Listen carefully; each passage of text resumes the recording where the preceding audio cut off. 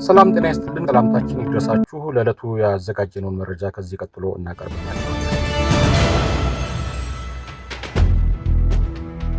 ሶማሌላንድ ለአፍሪካ ቀንድ አዲስ ስጋት ሆናለች ተብሏል። ሶማሌላንድ ከእስራኤል የሉዓላዊ አገርነት እውቅና ለማግኘት ስትል በሶስት ቅድመ ሁኔታዎች ላይ መስማማቷም ተገልጿል። አንደኛ፣ ፍልስጤማውያንን ለማስፈር ሪሰትልመንት ኦፍ ፓለስታይናን ኢን ሶማሌላንድ። ሁለተኛ፣ በኤደን ባህረ ሰላጤ ላይ የእስራኤልን የጦር ሰፈር እንድታቋቁም ማድረግ አን እስራኤል ሚሊተሪ ቤዝ ኦን ገልፍ ኦፍ ኤደን ኮስት። ሶስተኛ፣ ሶማሌላንድ በአብርሃም ስምምነት ወይም አብርሃም አኮርድ አግሪመንት ውስጥ መካተት ወይም ሶማሌላንድ ኢንክሉዥን ቱ አብርሃም አኮርድ ናቸው። በዚህ ምክንያት የመካከለኛው ምስራቅ ግጭት ወደ አፍሪካ ቀንድ እንዳይስፋፋ ስጋት አስከትሏል። በተለይም እስራኤል ለሶማሌላንድ እውቅና መስጠቷን ተከትሎ በቱርክና በግብፅ ከፍተኛ ተቃውሞ እንዲሁም በዋናዋ ሶማሌ ማለትም በሞቃዲሾ መንግስት ከፍተኛ ተቃውሞ ቀርቦባታል። በቀጣይ በርካታ ሀገራት ለሶማሌላንድ እውቅና እንደሚሰጡ የሶማሌላንድ ፕሬዚዳንትም ተናግረዋል። ሶማሌላንድ እውቅና ለማግኘት ስትል ፍልስጤማውያንን ለማስፈርና እስራኤልን የጦር ሰፈር ለማስተናገድ ተስማምታለች ሲል የሶማሌው ፕሬዚዳንትም ሼህ ሐሰን መሐመድ ከሰዋል። የሶማሊያ ፕሬዚዳንት ሐሰን ሼህ መሐመድ የሀገራቸውን የስለላ መረጃ ዋቢ አድርገው በመጥቀስ ሶማሌላንድ ከእስራኤል እውቅና ለማግኘት በሶስት ቅድመ ሁኔታዎች ላይ መስማማቷን ለአልጀዚራም ተናግረዋል።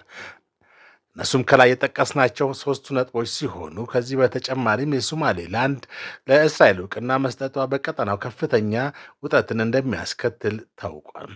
የሶማሌው መሪ አክሎም እስራኤል ለፍልስጤማውያንን በኃይል ወደ ሶማሌ ለማፈናቀል እንደምትሞክርና የእስራኤል በዚህ አካባቢ መገኘትም ለሰላም እንዳልሆነ ገልጸዋል። ለፕሬዚዳንት ሐሰን ሼህ መሐመድ ገለጻ እስራኤል ለንግድና ለኢኮኖሚ እጅግ አስፈላጊ የሆኑትን የባህር መስመሮች ማለትም ቀይ ባህርን፣ የፋርስና የኤደን ባህረ ሰላጤን የሚያገናኙ ስትራቴጂካዊ የውሃ አካላትን ለመቆጣጠርም እየጣረች ነው።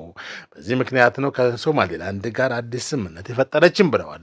የሶማሌ ፕሬዚዳንት ሐሰን ሼህ መሐመድ ለአልጀዚራ ተናገሩትም እስራኤል ለሶማሌላንድ የሰጠችው ያልተጠበቀና እንግዳ እውቅና በጋዛ በሚገኙ ፍልስጤማውያን ላይ የራሱ የሆነ ተጽዕኖ ሊኖረው ይችላል ተብሏል።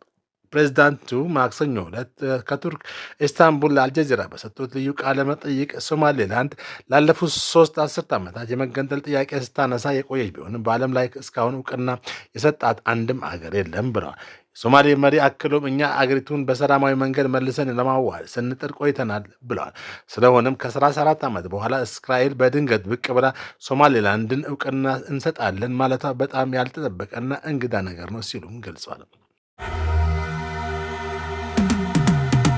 በአዲስ አበባ የፕላስቲክ ከረጢቶች ከጥር 23 ቀን 2018 ዓመት ጀምሮ መያዝ ተከለከለ። አዲስ አበባ ከተማ በጣም ስስ የሆኑና ለአንድም ጊዜ ብቻ ጥቅም ላይ የሚውሉ የፕላስቲክ ከረጢቶችን ማምረትም ሆነ መጠቀምን የሚከለክል አዋጅ ቁጥር 1383/2017 ጥር 23 ቀን 2018 ዓ.ም ጀምሮ በተሟላ ሁኔታ ተግባራዊ እንደሚሆን የአዲስ አበባ ከተማ አካባቢ ጥበቃ ባለስልጣን አስታውቋል። ባለስልጣኑ እንደገለጸው ይህ የክልከላ እርምጃ በሰውና በእንስሳት ጤና ላይ እያደረሰ ያለውን ከፍተኛ ጉዳት ለመቀነስ የታለመ ነው ብሏል። አምራቾችም ሆነ ሌላ የምርት ዘርፍ እንዲሸጋገሩ የ6 ወራት በቂ የዝግጅት ጊዜ ተሰጥቶ የቆየ ሲሆን አሁን ላይ አብዛኞቹ ድርጅቶች የምርት ሽግግር ማድረጋቸው ተረጋግጧል። ተፈጻሚነቱም ከጥር 23 2018 ዓ.ም ጀምሮ ይሆናል።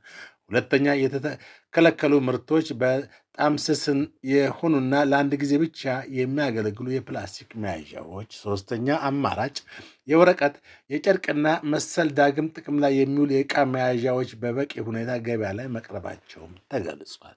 ነዋሪዎችና ነጋዴዎችን አዋጅ ተገንዝበው ለአካባቢ ጥበቃና ለጤና ሲባል አስፈላጊውን ትብብር እንዲያደርጉ በስልጣኖች ጥሪ አቅርቧል።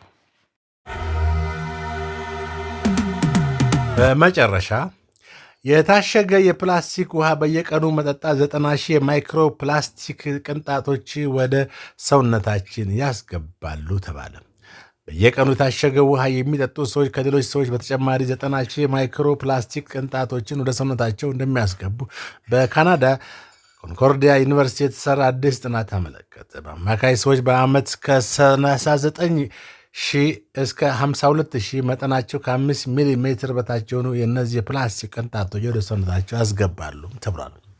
የፕላስቲክ ምርቶች ከምርቱ ጀምሮ በሚጓጓዙበት ጊዜና በሌሎች ጊዜያት እነዚህ የፕላስቲክ ቅንጣቶች በፀሐይና አየር መፈራረቅ ሲያመነጩ ወደ ሰውነታችን ገብተው የመተንፈሻ ችግርና የሆርሞን መዛባትን ያስከትላሉ ተብሏል። የተለመደውን የቧንቧ ውሃ የሚጠጡ ሰዎች በዓመት 4000 የማይክሮፕላስቲክ ቅንጣቶችን ወደ ሰውነታቸው ሲያስገቡ በየቀኑ የታሸገ ውሃ የሚጠቀሙ ሰዎች ከነዚህ ሰዎች በተጨማሪ 90,000 ቅንጣቶችን ያስገባሉ ተብሏል። ተመራማሪዎቹ የፕላስቲክ እሽግ ውሃን ለአስቸኳይ ጊዜ መጠቀም ተገቢ ቢሆንም በየቀኑ ልንጠቀመው የተገባ ነገር ግን አይደለም ብለዋል። በሌላ ዜናዎች እስክንገናኝ ሰላም ቆዩን እያልን አዳዲስ መረጃዎችን ለማግኘት ሪያሊቲ ሚዲያን ሰብስክራይብ፣ ላይክ፣ ሼር በማድረግ ቤተሰብ ይሁኑ እንላለን። ቸር ቆዩ።